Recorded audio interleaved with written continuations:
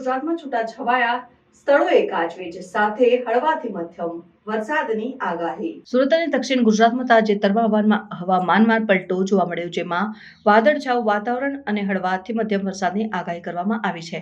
હવામાન વિભાગના જણાવ્યા મુજબ સુરત, નવસારી, ડાંગ, વલસાડ, દમણ, દાદરા, નગર હવેલી, નર્મદા અને ભરૂચ જેવા વિસ્તારોમાં છૂટાછવાયા સ્થળોએ ગાજવીજ સાથે વરસાદ પડી શકે છે। આ હવામાન પલટાને કારણે સ્થાનિક લોકોમાં ગરમીથી રાહત જોવા મળી રહી છે અને હવામાન વિભાગે આગાહી કરી છે કે આ વરસાદના કારણે ખેડૂતોને તેમના પાક માટે અનુકૂળ પરિસ્થિતિ મળી શકે અને આ ઉપરાંત શહેરમાં પાણી ભરાવાની સમસ્યાને ધ્યાનમાં રાખીને નગરપાલિકા દ્વારા તાત્કાલિક વ્યવસ્થાઓ કરવામાં આવી રહી છે।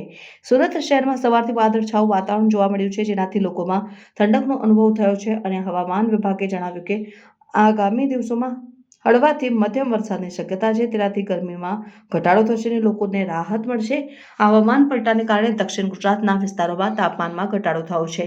હવામાન વિભાગે લોકોને સલાહ આપી છે કે તેઓ ગાજવીજ અને વરસાદ દરમિયાન સુરક્ષિત રહે અને જરૂરી તકેદારી રાખે।